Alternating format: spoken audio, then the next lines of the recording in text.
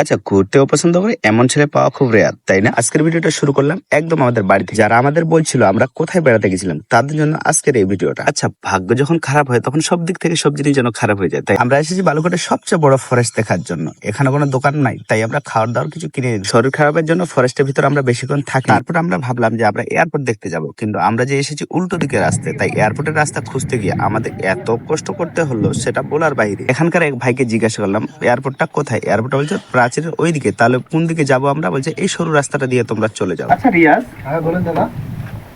दीवार का उठकर गाय ने गोबर किया कैसे?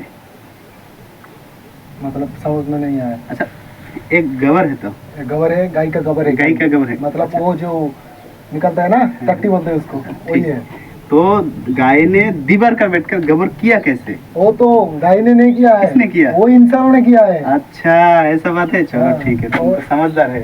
আচ্ছা, ঝটপট কমেন্ট করে জানাও তো এটা কোন মুভির ডায়লগ। আগের ভিডিওতে আমরা দেখিয়েছি এয়ারপোর্টের গেট অব্দি, এয়ারপোর্টের ভিতর যেতে দেয়নি। তারপরে চলে আসলাম আমরা পার্কে। পার্কে তো বিকেল বেলার সিনটা এত সুন্দর লাগছিল। আচ্ছা, গ্রামে আমরা এই দোলনাটি ছোটবেলা কেমন বানাতাম কমেন্ট করে বলেন দিন। তারপর আমরা কিছুক্ষণ বডি শটি করলাম। আচ্ছা, কোথাও বেড়াতে গেছেন, তারপরে এলাকার হঠাৎ করে কাউকে যদি দেখা হয় কারোর সাথে, তো কেমন আনন্দটা লাগে বলেন দিন। তাই তাদেরকেও ক্যামেরা। আগের ভিডিওতে আমরা দেখিয়েছিলাম আমরা দুপুরের লাঞ্চ কাজল হোটেলে করেছিলাম। কাজল হোটেলে দুপুরের লাঞ্চে আমাদের কি কি ছিল। এই হোটেলে একটা জিনিস আমার কাছে খুব ভালো লাগে, তারা যাওয়ার সাথে সাথে একটা জলের শিল্পের বোতল দেয়, যেটা ফ্রি অফ কস্ট।